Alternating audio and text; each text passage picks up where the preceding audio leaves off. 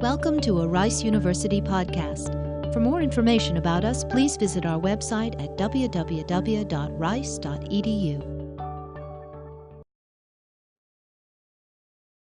Good afternoon. I think we're ready to start, and I'm glad to see you all here. Welcome.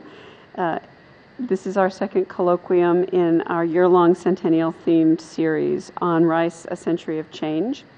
I'm Susan McIntosh, the director of Scientia.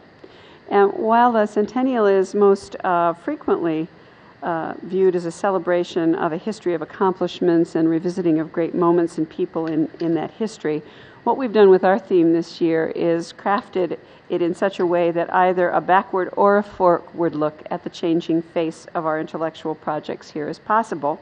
And today we're doing both. In this panel on the social sciences at Rice, we're looking back in time in the mirror and forward in the crystal ball.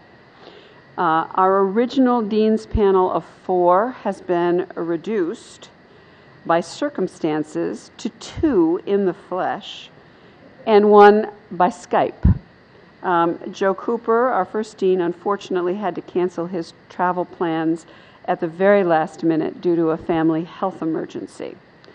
Now, for introductions and further comments, I'm going to turn this over to Rick Wilson, who has orchestrated this colloquium. Although almost all of us know Rick already, let me say by way of introduction that Rick is in the second phase of a political science career that initially focused on political history and the design of political institutions, especially the U.S. Congress in the pre-federal and early federal period. But in its second and current phase, he studies human cooperation and conflict with particular interest in the evolutionary, biological, and neurological foundations of human behavior. And he is currently editor of the American Journal of Political Science. So with that, I'm going to turn it over to Rick if his microphone is working. Thank you. All right, Susan. thank you. I originally planned this to let the former deans spend their time talking about the future of the social sciences. But to give you some background, I want to take about 12 minutes and try and mimic what our previous speaker did on an overview of the history of the social sciences at Rice. And she didn't actually talk about the social sciences, so I'm going to fill that part in, or at least attempt to. I'll be critiqued later, I'm told, by the historians. But let me first pose the question that President Lovett presented us with 100 years ago, which is, what's the next 100 years to bring? And so when he founded the inauguration of the university, this was the question that was posed. And for the sciences and for math and for the arts, they got great people to show up. For the social sciences, we got a famous Spanish historian here, Rafael Altamira Revea. And he gave 3 lectures. I'm not sure they were scintillating, but they briefly touched on the social sciences. Lecture 1 was, Is There a Philosophy of History?, which actually was quite an intriguing discourse on the nature of philosophy of social science, as it turns out. Though for those of you who haven't read it, you can probably skip it. I gave you a piece that would be sufficient, I think. The second lecture was on the theory of civilization. Now, this is a topic at heart for most social scientists. And again, the tome is long. The lecture, by all reports, was quite lengthy, and so forth. But it was designed to try and bring a sense of thinking about ways of generating knowledge. The third lecture was the methods of extending civilization among the nations. Here he went on to talk about general laws, things that appeal to social sciences. So at the very founding, there was a small presence of social science. So I decided, okay, well, what happened with the expansion of growth in the social sciences over time? And so I just took a quick, dirty look at the publications for an extended period of time in the social sciences and compared us with one of our peer institutions, Stanford. As you can see, we both have the same kind of upward movement in our curve, culminating in large numbers of publications in the 70s and 80s. However, when we compare the 2 bars on the same scale, we discover Stanford is exceeding us. And what's the difference here? Well, yeah, I put this up in a way not to poke fun so much at us, but to make the point that the social sciences at Rice had a very tiny faculty. So I just put the total number of faculty by decade up here. These are not football scores between Rice and Stanford at the time, or basketball scores for that matter, but nonetheless the total number of faculty. And the size of the Stanford faculty in the social sciences has always been huge, much larger than at Rice. So I want to take you through a bit of the history of Rice. First, I'm going to put these up to kind of lay the stage of some of my favorite books from these periods. One of my very favorite is Harold Lasswell's Psychopathology and Politics, which diverted political science into an area that it shouldn't have gone into. It turned out, this is a book that ended up taking a Freudian look at politics. However, the foundations for this book were quite interesting because Lasswell had interviewed people in psychiatric institutions in Washington. These were politicians, high-level bureaucrats, and people who'd been committed, who were elites at the time. And he did two things. One, he did extensive interviews. The secondly, he collected urine samples. And he was driving back to the University of Chicago in 1928. He got into a car crash, called up Charles Merriam, crying, saying, "I've crashed my car." Charles said, "Calm down, you all right?" He said, "I'm fine, but my samples are destroyed." His urine samples were destroyed in the crash, which set back political science about 60 or 70 years from the biological sphere, which we now do. So, sorry, just one of my favorite stories. So let me take the early decades here in the social sciences and talk about, first of all, in 1914, this building here was complete. This is the political science building as it's currently inhabited. This is Herrnstein Hall from the back side. You can see Lovett in the upper left there. We're very grateful that physics occupied it for us for 96 years, and now political science is in the building. So there was some great foresight on the part of the administration in building one of the initial social science buildings. Okay, truly, probably the first social scientist on campus was Robert Granville Caldwell. This is a later picture of him from the 1930s. But Caldwell was hired in the history department. In fact, mainly taught economics and courses that looked a lot like social science. And in fact, his History 200 looks very much like what political science courses would have looked like in the 1960s. Comparative study of constitutions and institutions. He also taught economics, and in fact, his courses in economics were quite popular. So again, from 1918, from the Campanile, you can see that he had two courses.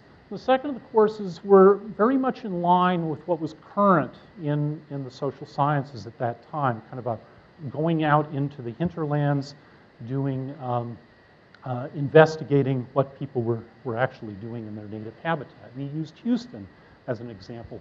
And here was a cartoon that one of the students drew of Caldwell taking the student out to see the various vices as they were in the Houston area to get them to understand the nature of social life. Now, it wasn't all roses for the social sciences. One of the second social scientists hired was Lyford Patterson Edwards, who was a sociologist. He was hired as a sociologist from the University of Chicago. Unfortunately, in his brief tenure at Rice, he at a Sunday school meeting, in which he was teaching a course on a lecture on social justice, he happened to say, if the Russian experiment in 1919 succeeded, that someday Lenin would be regarded in the same esteem as George Washington. This led to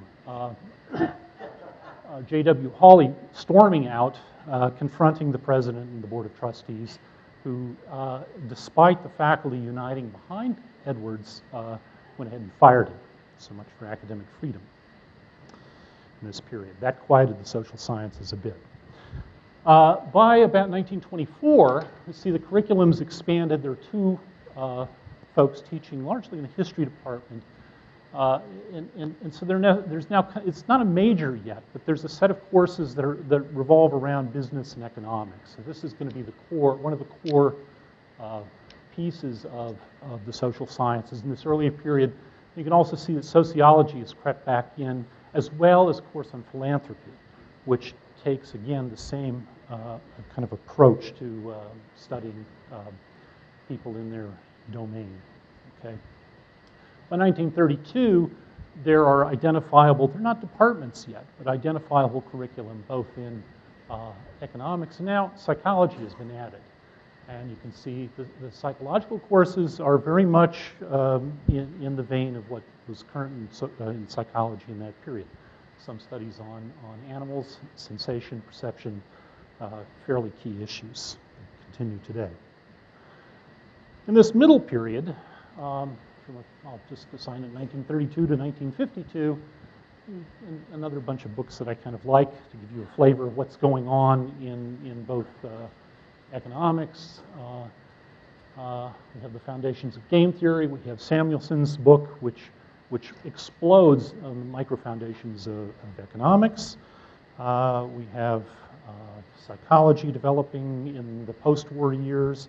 It's beginning to use enormous amounts of data and trying to analyze human structures. Okay, so what's going on at Rice in this period? In 39, you can see the guy on the right, Professor Patty, in the psychology department. You get a sense that they're now doing experimental and abnormal psych as part of the curriculum. You can also see that philanthropy 300 is continuing, and finally, Econ 100, which is reserved for athletes, is founded. There's also its twin, Econ 200, for the non-athletes at this period. By 1947, you can see that we now have two economists present. We still have sociology and philanthropy kind of tied together as the social sciences. And psychology has got its own laboratory now, and is becoming an important part of the environment. And that's Professor Patty. By 1952, if you go to the Campanile, which is an interesting place to go to when they start taking photographs of faculty, including, and you can now see that there's almost departments. They're not departments yet, but they are now majors. And so we have the business and economics major, and also psychology major, which is appearing. And finally, near and dear to my heart, for political science, we have sort of the lone historian, Hank Hudspeth, who's a lecturer in many things, including Poly 210, which I'll be teaching soon enough, Poly 310, which is Law and Society, Business Administration, and basically was running the pre-law major on campus. Actually, Hank had been teaching since 1948, I believe, but this is one of the pictures I grabbed. Okay, in this period, more of my favorite books, I'll move on. In these later decades, you can now see that the business administration and economics is on the verge of being a major. At this point, in psychology, again, the department is coalescing around one or two people.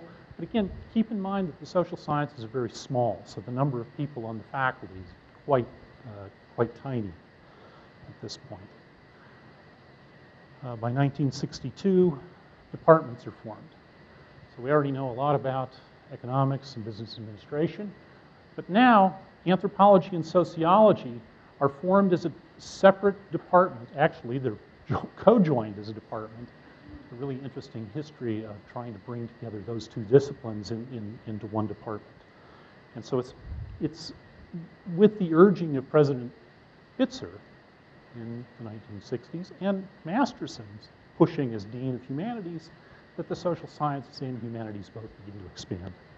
And they expand considerably in this period. And again, There's actually Hank, again, is lecturer in government, just on the verge of the political science department beginning to be formed, I believe, by the hiring of John Ambler in 1964. Gilbert came first. My goodness. So this is on the verge of the political science department being spun off as a separate department as well. Let me jump ahead. And I'm going to end in about 1978. Here, of course, is the department in 1978. John standing in the back, looking very erudite as usual, and a number of others, including Hank Hudspeth there on the far right. Anthropology is split off into its own department by 1978. You may recognize some of those characters. Economics, also 1978.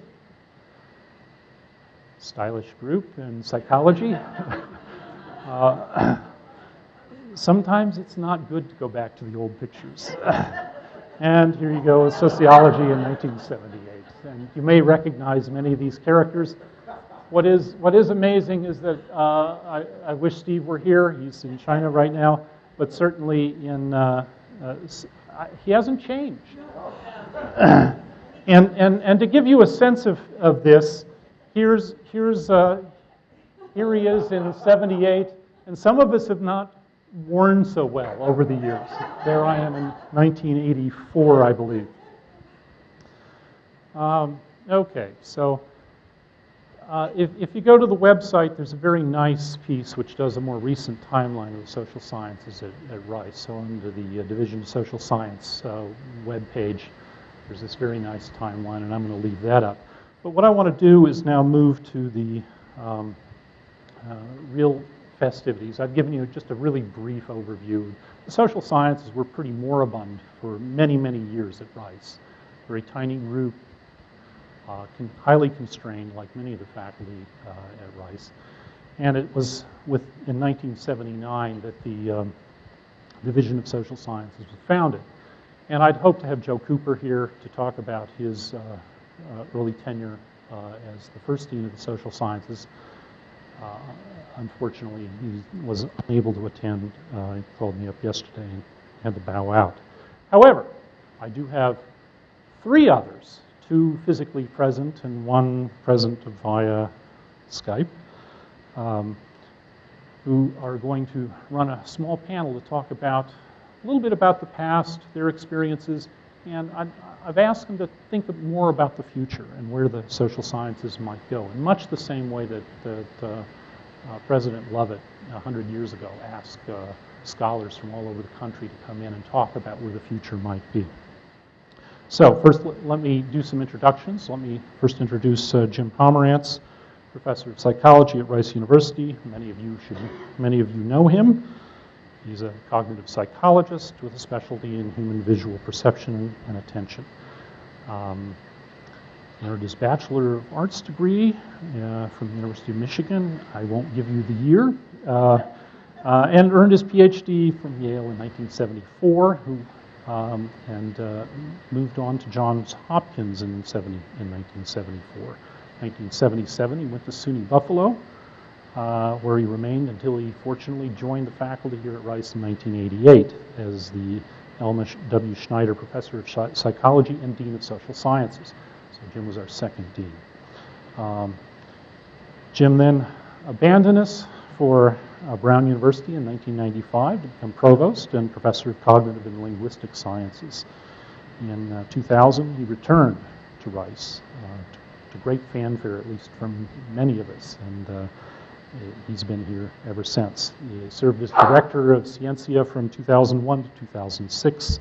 He's a fellow of the American Psychological Association, the American Psychological Society, and the Society of Experimental Psychologists. Many of you, all of you, I'm sure know Jim quite well. The second participant on the panel is Bob Stein. Bob's an expert on urban politics and public policy.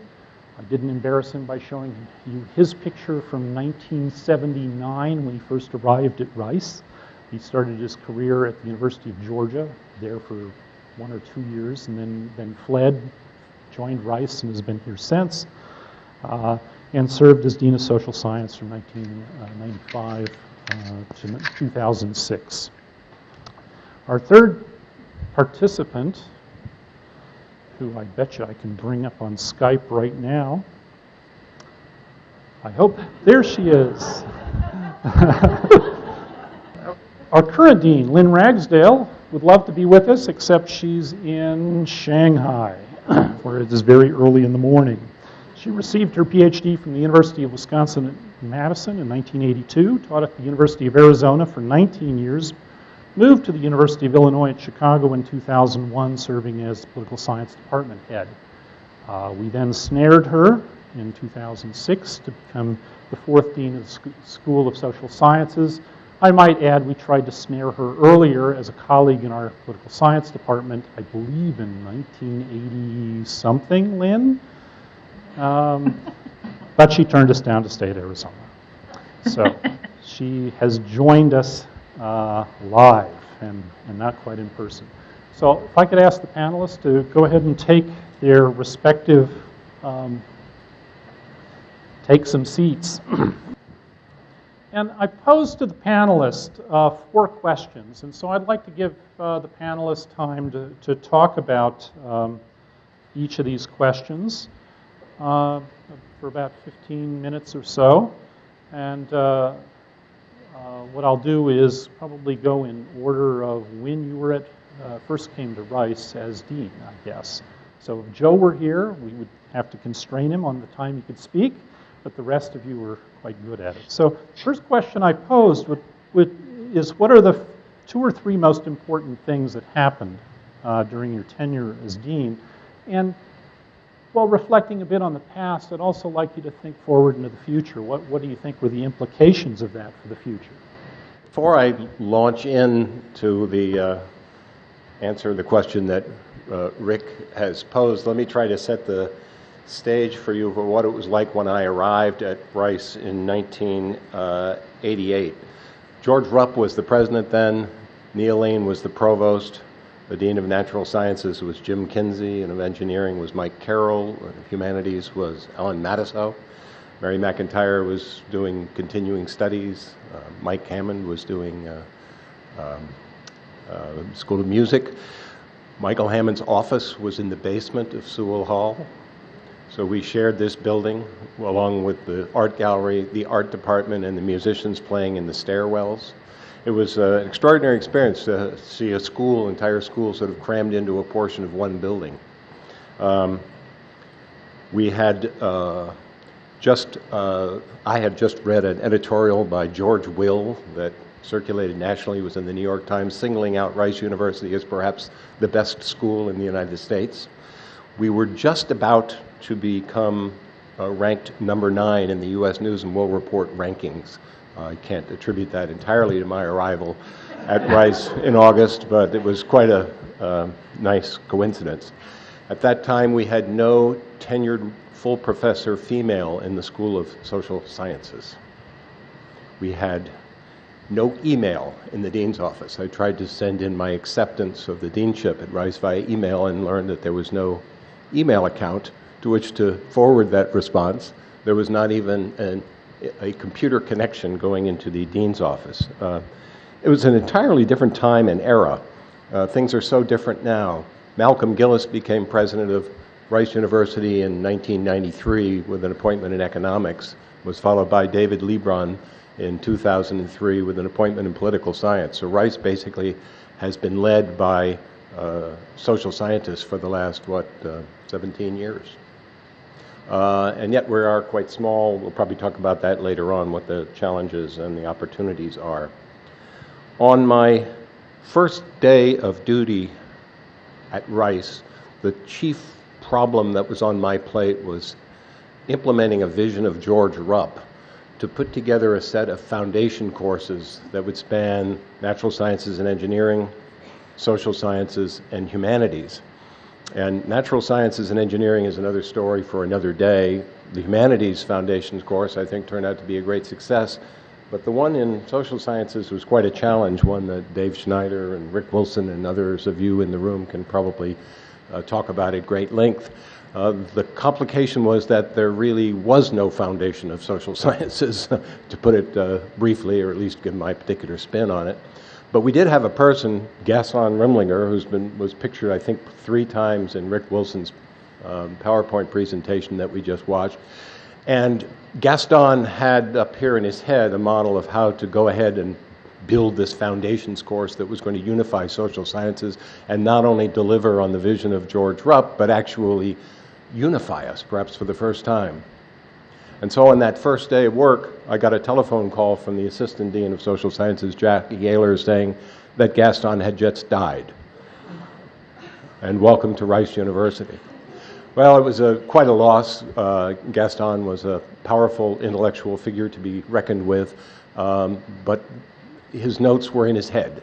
And so quite a bit of scrambling had to ensue, and therein lies the tale. But Rupp's vision was one that was based on the notion that given that Rice is small as we are, the way we can compete with the big boys is to try to multiply our resources by making connections across the campus. So if you think of the departments of the university as rows in a matrix, you can think of these centers, interdisciplinary centers, as columns, and you can then put in people at the intersections and try to build unity in a sort of a matrix structure, and that was the idea. On the research side, George, more or less from the top down, as far as I can tell, proposed that we create something called the Center for the Study of Institutions and Values. I don't think anybody then, or perhaps even today, knows exactly what that meant.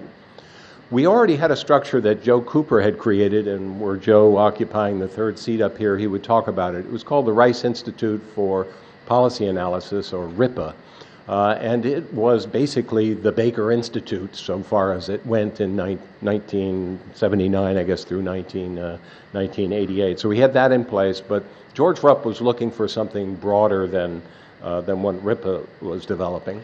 George also developed something that went on to be called the Center for the Cultural Studies, which was intended to be humanities research center. It was oddly directed by an anthropologist, but that's really not that odd when you think about Rice's anthropology department and how most of the faculty in that department at that time were oriented in a way more, or at least as much toward humanities as toward social sciences. The boundaries of social sciences are fluid in many institutions. History, political science, linguistics, and philosophy are all in social sciences. At Rice, that's not the case. But when we talk about what social sciences are, we have to define what the concept is, and I think the very fluidity of the boundaries, what constitutes social science, is a testament to the fact that we really don't have a unified sense of social sciences. So the marching orders were to kind of get together on the research side, the Center for the Study of Institutions and Values, and on the teaching side, this foundations course in social sciences. The most important things that happened during my deanship, I think first and foremost, were the hires that were made. A number of key people came on board. It's sort of passé to say that an institution is basically built by its people. I think an institution is built by its good people. And we hired a number of excellent people during that time, many of which are still with us, and I think is the whatever legacy there is of my deanship resides in those people. But by far the most important single thing to happen during my period as dean was the creation of the Baker Institute. And a lot of people know about that, but their understanding of what actually happened, with the exception of Rick Stoll, who's here, and a few others, it's a little bit different from what you might think. If you look at the Baker Institute now and its spectacular success, you might think, well, it always was destined to be that way, but that really wasn't the case. The history of the Baker Institute actually goes back to 1989. And in the fall of 1989, I had a conversation with George Rupp about Rice's putting in a proposal to host the Bush Library. This is the George Herbert Walker Bush Library that's now located at Texas A&M. If you know George Rupp, you know that he would not be a huge fan of hosting a Bush Library with all that entails on this campus. But George was also a smart guy, and he knew that there would be an upside to that, as there in fact would have been. So I consulted with a number of faculty, including Bob, including Joe Cooper, his former dean, and we put together a group of people who basically wrote a proposal for a Bush library. Now, look, presidential libraries are controversial. The placement of presidential library for Ronald Reagan, even for Richard Nixon, was entertained on some college campuses and rejected. Rejected out of fear that this presidential library might become either a celebration of or an apology for the administration of the president who was being honored. There were guidelines that had been developed. There was now a chief person in Washington named Don Wilson, in our case, who was in charge of the selection of the venue for future presidential libraries. There was to be a museum component. Had to be a museum component. This was not just going to be a scholarly think tank. This was going to be a huge operation where you can picture a line of 30 school buses, yellow school buses lined up, bringing the kids in to see the equivalent from the Bush administration of what you can see at the LBJ School and Museum up at UT Austin. So we had to contend with all that, the downside as well as the upside. Mary McIntyre was my main compatriot or co-conspirator, I guess, in putting together a proposal, but it involved a whole lot of people, not just within the School of Social Sciences, actually then called Division of Social Sciences, but across the entire campus.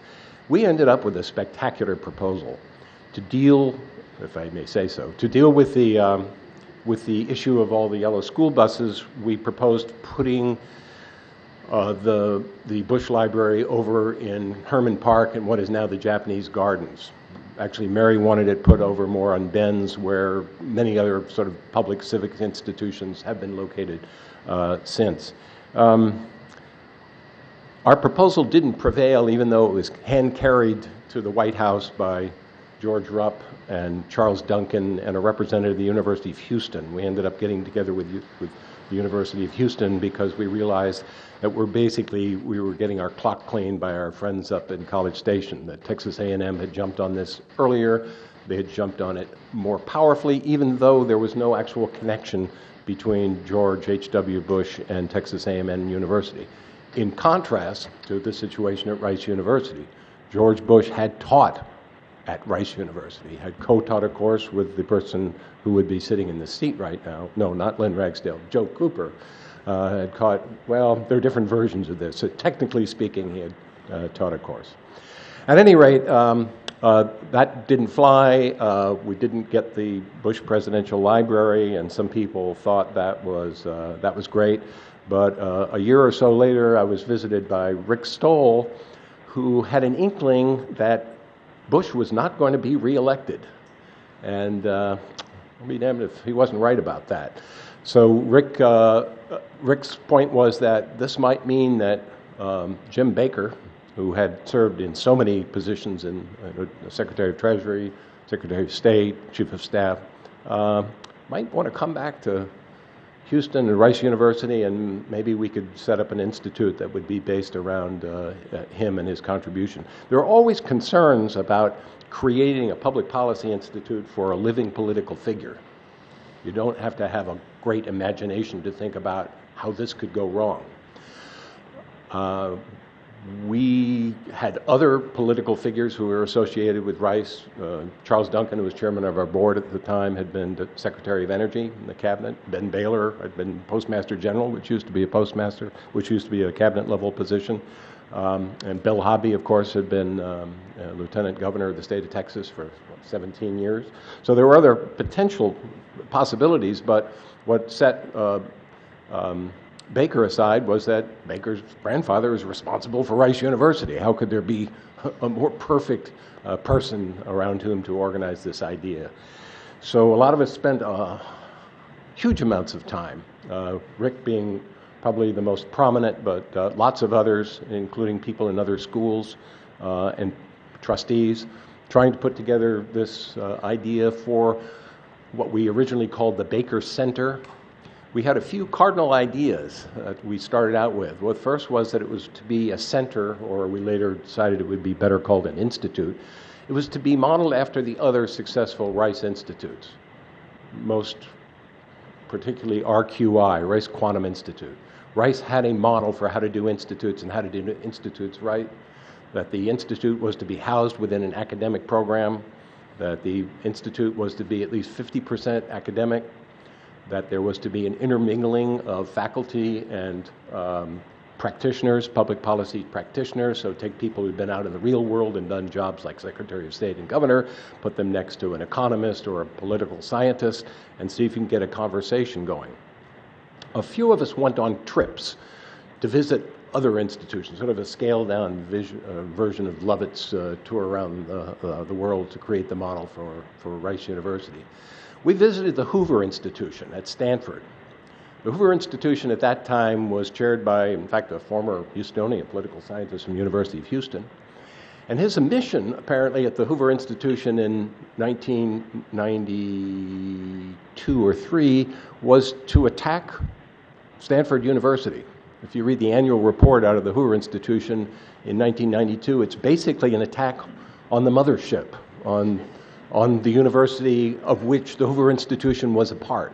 So we learned touring there, the Woody Wilson School at Princeton, the Kennedy School at Harvard, that these public policy institutes don't always work out. You have to be very careful making sure that you keep them tightly controlled, making sure that you make them open. You don't want them to get partisan. You don't want them to drift off and become entities of their own. You certainly don't want them acting like sometimes business schools act, like the rest of the university is a subsidiary of the business school rather than the other way around. So we developed this set of precepts. And then we went about the hard job of finding a director. Bill Barnett, later to become chair of the Rice Board, and I co-chaired the search that ended up landing Ed Jurigian, and the rest there is history. And we ended up raising a fair amount of money. In August of '93, that's when Malcolm Gillis came on board. It is no coincidence that Rice University, after years of going with natural scientists, primarily chemists and physicists as president, chose an economist. Probably as stunning in its own way is the choice of George Rupp, who was a divinity professor, dean of the Divinity School of Harvard, as president. And as I mentioned, we've had social scientists, if you consider David Lebrun to be a social scientist, which I guess he is, if you consider that within the realm. So we then set about trying to raise money. We got $10 million in commitments from the Rice Board just in time for Ben Hollingsworth and I to go out and make a $4 million ask to an almost unknown Houstonian named Bob McNair. Some of you may know Bob McNair now. His name is on the Jones School of Business. McNair was happy to give us what we asked, almost. He gave us a gift that really sort of got us going. A year or so later, we had the money raised. We had hired an architect, Tom Beebe, used to be dean of Yale Architecture School, and we were starting to consult on how to build this building. So we were really off to the races. Our concern was that the school continued to be what we had proposed, that this institute rather continued to be what we had proposed it to be. We were concerned because sometimes things turn out to be different than what we planned. I'm told that when Rice first considered having a school of administration, the faculty were concerned that it not become a school that gave out MBAs, Masters of Business Administration. And we're sure, no, that would never happen at Rice University. It was a school of graduate school of administration, not a business administration. Well, that was the premise that got the faculty buy-in, but what happened later was that exactly what the faculty wanted to make sure didn't happen, did happen. So I think by the time I left Rice and turned things over to Bob Stein, basically we had a building going into the ground, we had a structure, we had a pile of money, and we had a goal. We also had a new president who had visions, I think, for the Baker Institute that were somewhat different from what the faculty had originally conceived. That's the way things always turn out. The legacy going forward, well, I think Rice University has never been the same since the Baker Institute arrived. On the public outreach side, I think it's fair to say the Baker Institute has wildly exceeded any of our expectations. The list of speakers who have come in, the programs that have been developed are simply extraordinary. I think the Baker Institute has done a good job of being nonpartisan. We were concerned that it not become either a left-wing or right-wing think tank. I think that's happened. Our greater concern, I think, at the outset was the academic integration, and I think that is and always will be a work in progress, and I leave my fellow panelists here to talk about that. But far and away, that was the most important thing that happened during that period of time. Looking just one more comment toward the future, in Rice's social sciences case, I think it's look east, young man, look east toward the Texas Medical Center.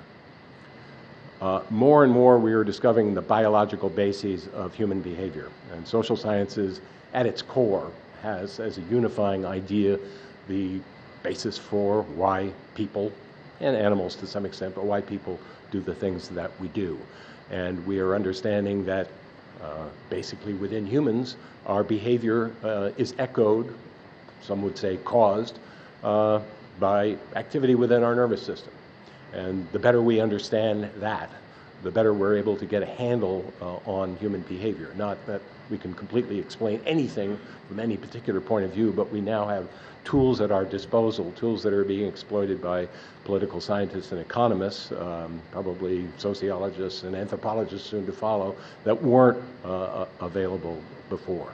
So that, I think, is the main story and the main implication for the future, at least from my point of view.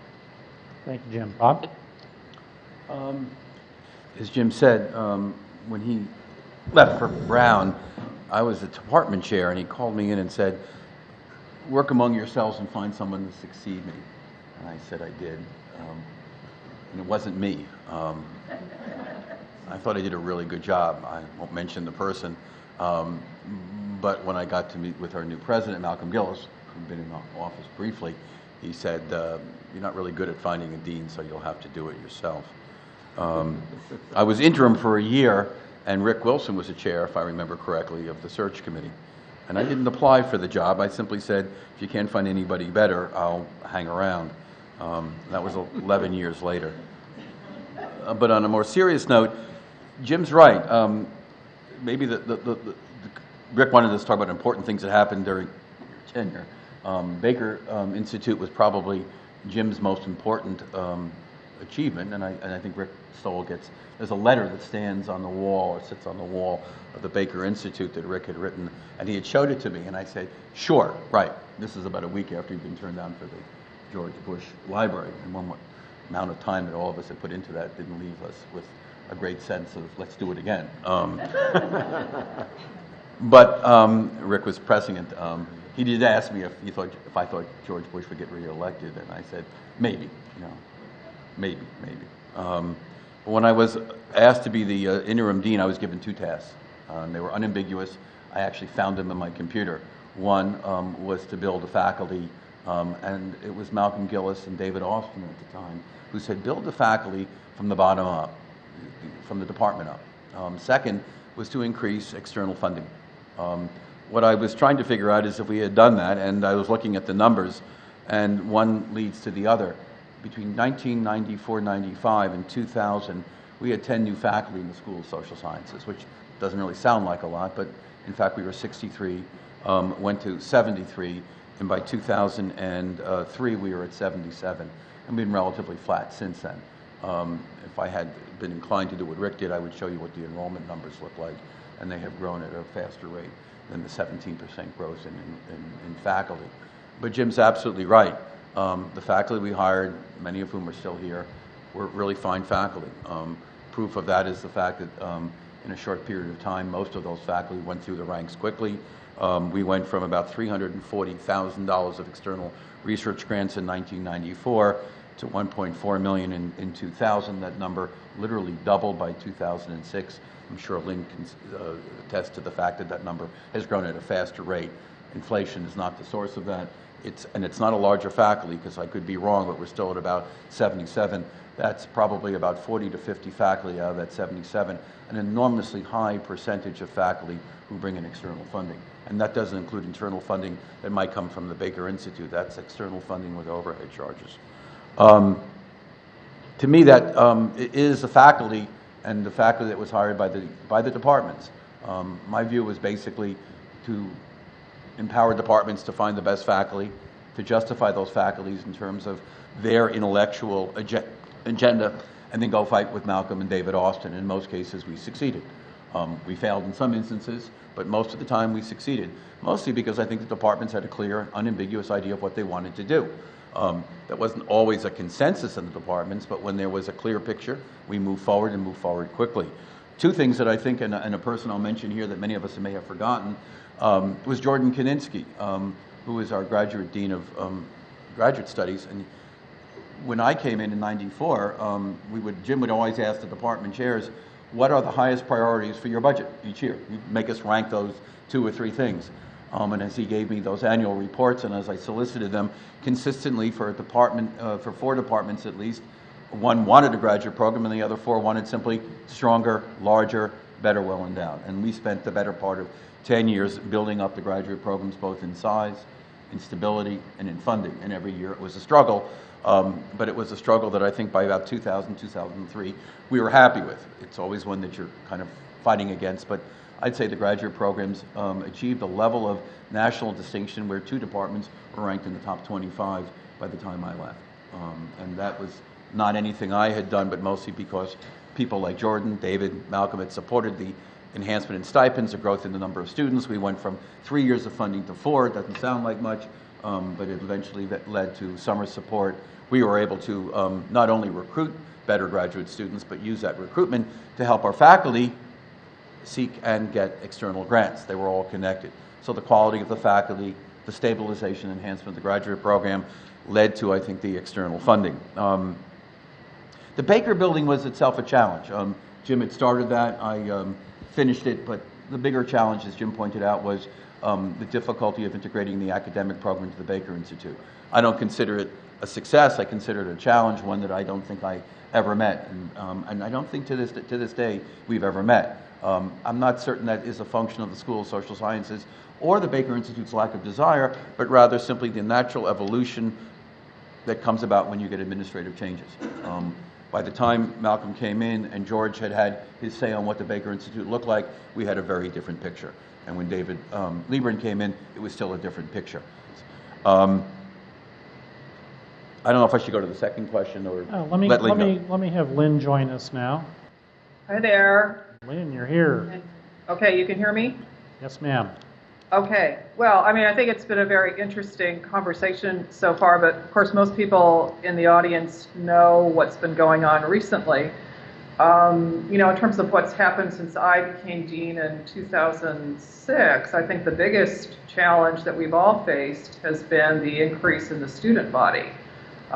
You know, I vividly remember a meeting when I was here for maybe 2 weeks in which we were talking about 45 new students coming on campus, but now we've seen in very rapid order 1,000 new students come onto campus. And I think when that increase was planned as part of the B2C and as part of David's vision for really creating a bigger presence for Rice, it was with the general idea that we would be kind of steady state across the 4 schools in the context of that 1,000 new students. But what of course has happened is because in part, you know, the selection processes, in part of overall interest in increasing the diversity of the student body and so on, the enrollment increase has actually disproportionately fallen into the hands of the social sciences. So we now have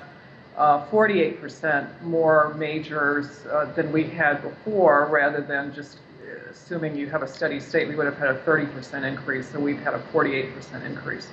So I think that's one of the things that's really quite pivotal for us, and I think it also relates to some of the other topics that people have talked about and will talk about. But it fashions a very different presence for the social sciences at Rice, right? We have far more people majoring and getting degrees in economics than any other degree program. Psychology is very, very close behind. Political science is right at the heels of that. And so I think that in the next 5 to 10 years is going to be a very, very important piece of Rice's history. And if we were going to have this program a couple of years from now, we'd have a slide about what it meant at this point over the last couple of years of growth in terms of where we go next. So that's certainly the first big chunk, is this enrollment increase and how it has both enlivened and has impacted the social sciences. I think the second thing, and again, this is all part of B2C. The second thing, of course, is globalization. The reason why I'm in Shanghai rather than in Houston is that we are trying to expand our Global Urban Lab program, which is a program we currently have for undergraduates in London and Istanbul, and we're trying to have an Asian node. So we've been going to first Hong Kong and then Beijing and now Shanghai to figure out whether we can have partners. I think that's another piece of this kind of new chapter in the undergraduate story at Rice in the social sciences.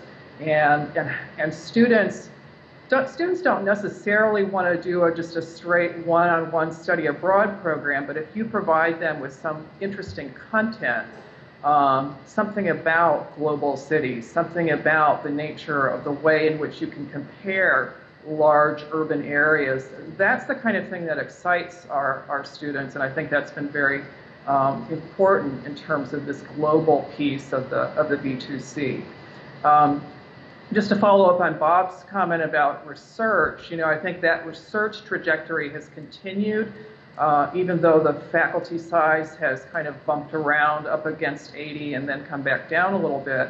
For the last 4 years, we have broken successively our research records. And so that research agenda of the faculty has not slowed. If anything, it's picked up with some very, very major grants and institutes and centers that have spun from those grants. So I'll stop there and we can go on to the next piece. All right, thank you, Lyn. So let me move on to the second. Now let's move on to the third question and go on to the fourth, since some of the same ground has been covered. So the third question I posed him what explains the skepticism of the public toward the social sciences? This is something that we've experienced recently, actually constantly over the last 20 years of having funding cut from the National Science Foundation for the social sciences. So let me pose that question to Jim, Bob, and Lyn. Sure. I think any school, any discipline has its own assets and liabilities. I think this is going for it and challenges. But in the case of social sciences, well, is Jim Kinsey in the room? No, he's not. Well, I was Dean of Natural Sciences when he was Dean of, I was Dean of Social Sciences when he was Dean of Natural Sciences, and he called me the Dean of Unnatural Sciences, and I called him the Dean of Anti-Social Sciences. We really like each other, but we were occasionally competing for resources, and things got a little jocular, I guess. I think that what social sciences, by and large, have going for them is that people are interested in them. They are far more interested in social science content than they are in the content of any other single discipline. If you take a look at the New York Times and look at the top 20 stories in the New York Times, they're almost all about human behavior. They're about the economy, they're about war, they're about politics. That's what people want to see. That's what people want to hear. At the same time, people are skeptical about social sciences. They see social sciences as soft. So part of what I did in the early 2000s was president of a Washington, D.C. based organization called the Foundation for the Advancement of Behavioral and Brain Sciences, which is sort of a nonprofit associated with a sort of a collective of 25 or so scholarly societies doing behavioral and brain sciences. And we started a project that was called the Rodney Dangerfield Project. Straighten your tie, I don't get no respect. For those of you in the younger generation who don't know who Rodney Dangerfield is, go see Caddyshack. It's our previous speaker's favorite movie, I think, right? It's true. Trying to unbundle this notion of soft sciences and figure out what to do about it. One interpretation of soft is that the content matter that we study in social sciences is inherently unknowable. So that's an example of the kind of objection. That it's difficult to measure. That the error bars around our data points are wide. Although I think they're even wider in meteorology. Maybe we should make meteorology an honorary social science. But over and beyond that, I think a big part of the problem of social sciences commanding not just people's respect, but people's dollars when it comes to allocating budgets, is the notion that what you study in social sciences is what we all observe all the time, and we're all experts. Anybody can do it. It's a little like teaching. We used to have women teach because they would do it for nothing. We've grown out of that, thankfully. We're now in a situation where we realize that disciplines that deal with human behavior, like teaching and like social sciences, are legitimate, but we haven't necessarily followed through with the resources. You can look and see what teachers are paid in the state of Texas if you have any doubts about that. What can we do about it? Well, I think if we were to turn our problems in social sciences over to a public relations firm, which might not be a bad idea, they would probably recommend a two-prong approach. Prong one, no surprise, accentuate the positives, find the things in the work that we do that resonate most with people, and then secondly, address the negatives. Public relations people will tell you it's always difficult addressing negatives, but it can be done. One of the ways in which we address the positives at this FABS organization I worked with was to get major figures in my own discipline, psychology, to write a book. We call it Psychology in the Real World. This is sort of the 30, 40 top people in the field, including Rice, one former Rice faculty member, Roddy Roediger, who used to teach in this very classroom for a number of years, to write a book basically saying why their research matters in the real world. What, in other words, is the bottom line? If you had 10 minutes to explain to your grandchild before you left this earth why your life made a difference, what would that be? So we put it all together and we got Malcolm Gladwell to write the foreword. Malcolm Gladwell is one of the best-selling authors in the United States today, in the world today, and he writes about the social sciences. People can't buy his books fast enough. I'd like to echo something Jim said. In democracies, we're all thought as equally qualified social scientists. We get to vote, but we don't. And as a consequence, we think our opinions are fact, and therein lies the problem. I do a lot of research, as does Rick, on emergencies and disasters, and Devika Subramanian and Leonardo Duenas-Osorio are my colleagues on this project, and one's a computer scientist, one's an engineer, and I'm, of course, a social scientist. And the best story, I think, to tell about a social scientist in this group was we did 3 years of work on why people evacuate and why they don't, and how to measure real risk, not the kind that people perceive, but the risk that Leonardo can tell us, or Phil Beating about floods, or Devika can estimate from large samples. And we had this report, and we went to see somebody in government, the county judge, who's a wonderful man, and he just screamed at us. And Leonardo walked away and said, "Why was that? I mean, we just told him what the truth was." And I said, "Why do you think he would believe you? He has his own opinion."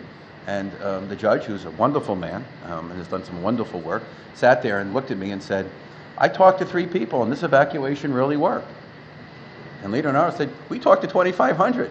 I said, "But those 3 weren't in the 2,500. That's the problem. When you talk, about social science, everyone thinks they have their sample. Everyone thinks they talk to the right people, sometimes just themselves in the mirror.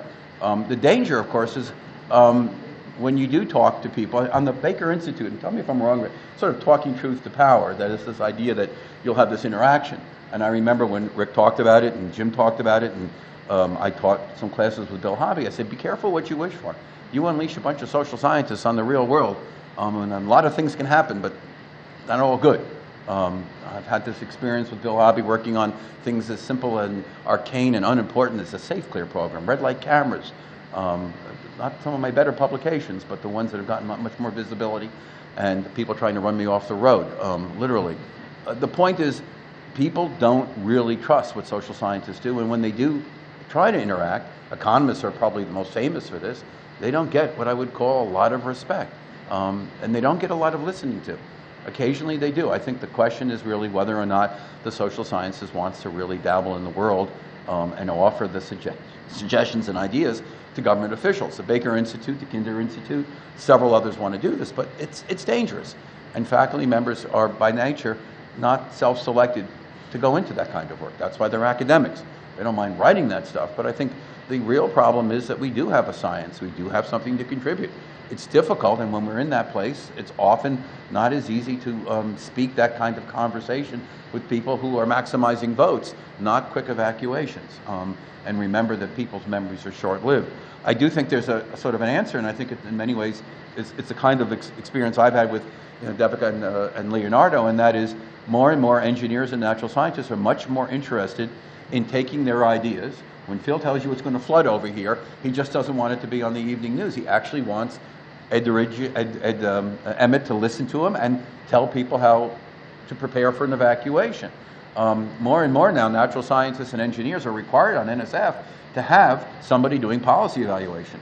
Ed Knightley, a man I didn't know in electrical engineering, approached me some years ago about a Wi-Fi program, and now we're collaborating on studying low bandwidth usage in underserved neighborhoods in Pecan Park. And I said, Ed, how certain are you that this broad bandwidth is going to solve the problem? And he said, I know it's going to work. No. I said, how do you know there's a problem? He looked at me and he said, what do you mean? I said, you've got a really cheap and effective low bandwidth, right? Yeah. But how do you know that these people aren't already on the internet? And he looked at me and he said, oh, are they? And so I said, let's find out. Well, we applied for a $2.9 million grant, which we got. And about the time we got, I didn't think we were going to get the award, so I didn't worry about it too much. But by the time we got the award, I finished some of the field work, and I found that 84% of Pecan Park was already connected to the internet. That doesn't mean that Ed's contribution won't make a big difference. But you can see that it never occurred to Ed to sort of ask the question, do they have connectivity? I have a solution to a problem, but he wasn't certain what the problem was. It turns out there are other problems, cost, access, usability.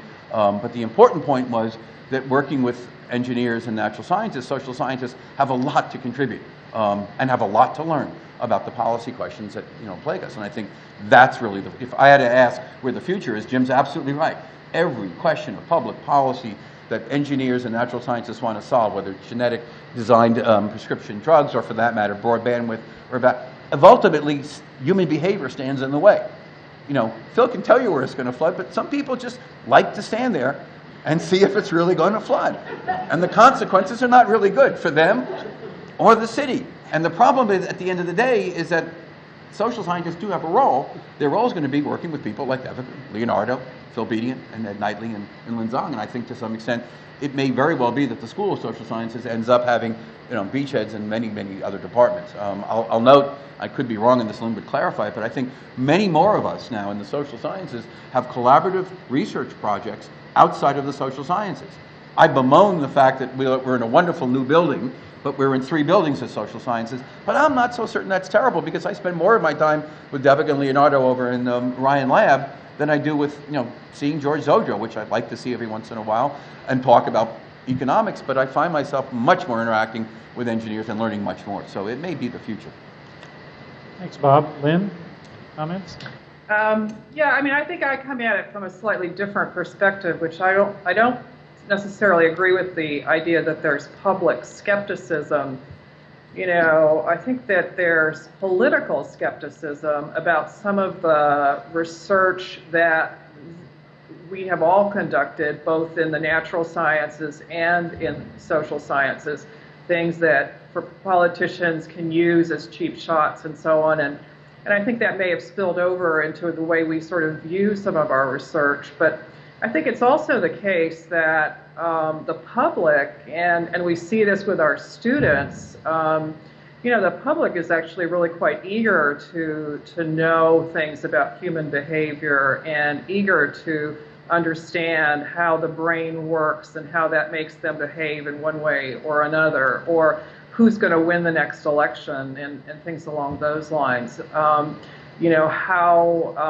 natural gas prices are going to rise or fall. And I think the difference is that, more and more what we're seeing in terms of the kinds of people that we're we're hiring at Rice in the social sciences, and this may be true as well in the sciences, I think that it is people who are trained to think in terms of translational research. In other words, that, you know, back in my day, we were all told, don't even utter the word applied social science, that was sort of case study and univariate and derivative and storytelling and all the rest.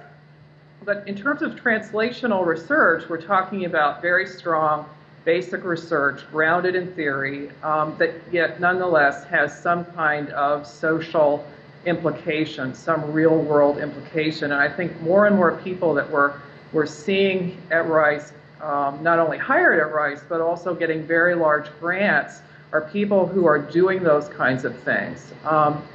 The other thing, too, is we have a number of people who are working on very, very large sort of databases. And that's something completely not new, but it's taken on a sort of quantum leap in terms of how we can capture large amounts of social science data and use that perhaps partly combined with engineers, partly combined with humanists, partly combined with people from business school. I mean, there's just all kinds of opportunities.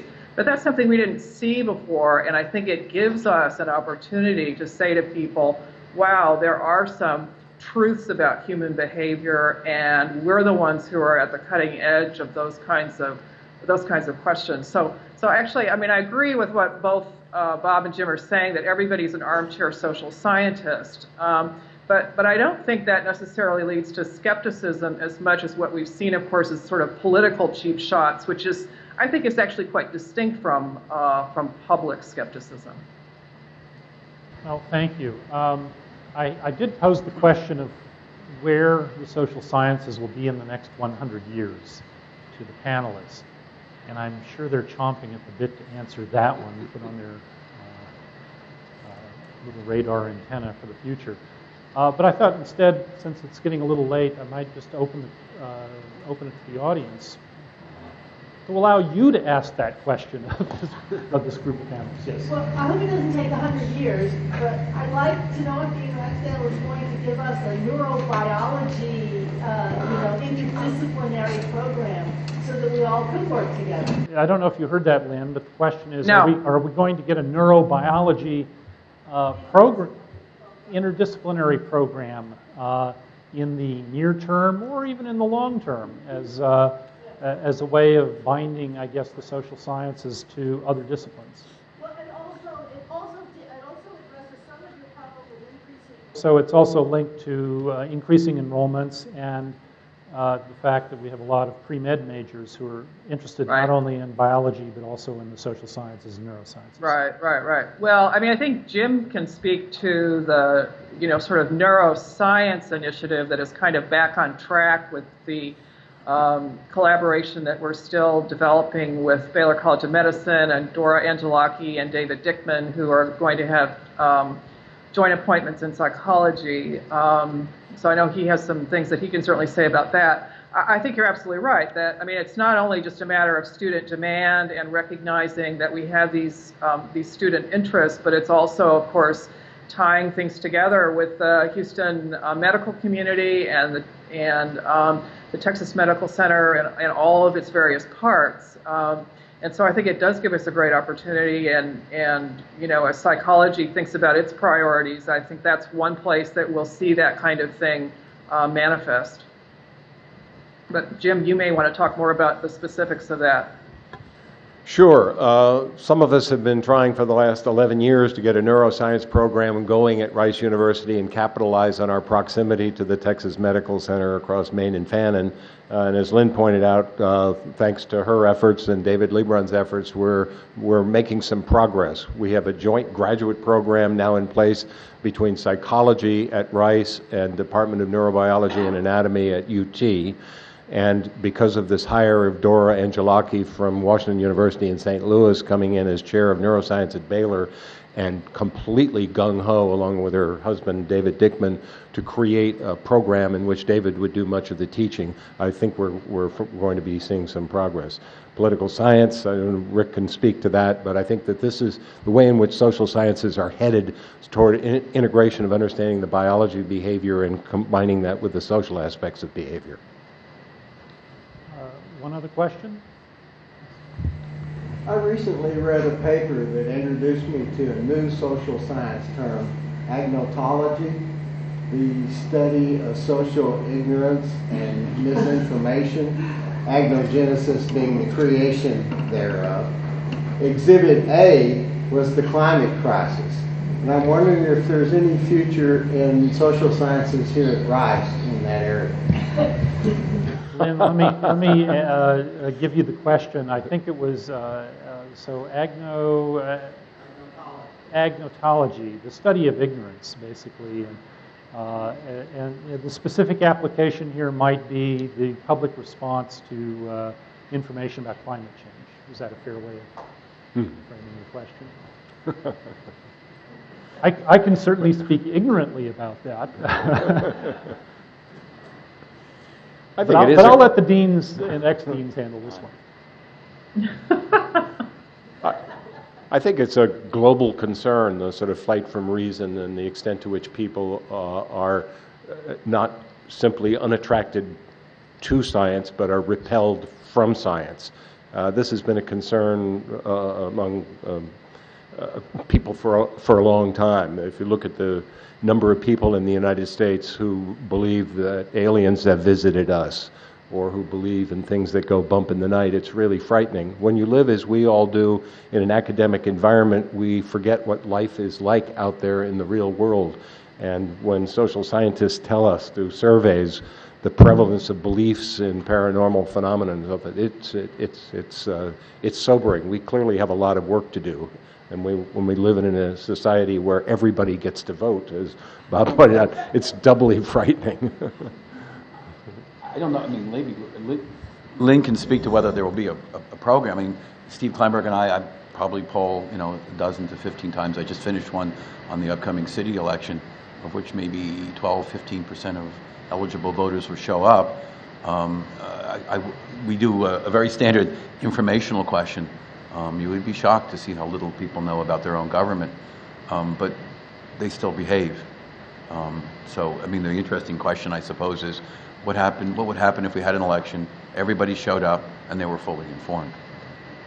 Probably not much different than what you get now. Because the few that do show up, the 12 or 15%, are fully informed. And what's interesting is they cycle through, and they look very much like the same 12 to 15 or 20%. So the interesting question is, don't get me wrong, I like people to be informed, but I'm not altogether convinced that knowledge is going to make, for my field, governance any better. Sometimes people just being informed doesn't necessarily mean they have the right choice. That's why they have democracies and so few of us show up. There is an election. On a local note, I've been informed that Texas leads the nation in the number of people who have actually boarded UFOs. On that note, I'll let you have the last words, Lynn. Oh, good. Well, I mean, I think that, if you think about public opinion and ignorance, 20% of people still think that there are weapons of mass destruction in Iraq. I mean, I think that there's an underlying problem there in terms of awareness, not just about climate change, but about all kinds of things, whether Obama is a citizen or not. I mean, lots and lots of things. I'm not sure whether it's social science's role to first of all, to try to make people understand what the facts are. I think that's probably, as Bob points out, part of a larger discussion, but I do think it's our role to identify what the facts are and to note not only that there are those people who are out there who don't really pay a great deal of attention to what the truth is, but also sort of provide a context around that. Whether we'll be discussing that you know, in the next 100 years, I suspect probably so. There's going to be questions that crop up that people refuse to, you know, to learn the answers to. All right. Well, thank you very much. Susan, do you want to end this? Or oh, thank you. So I want to thank the panelists and the panelists from afar for joining us today and enlightening us on the past and hopefully the present a little bit. So thank you. Thank you all very much. Lyn, you can...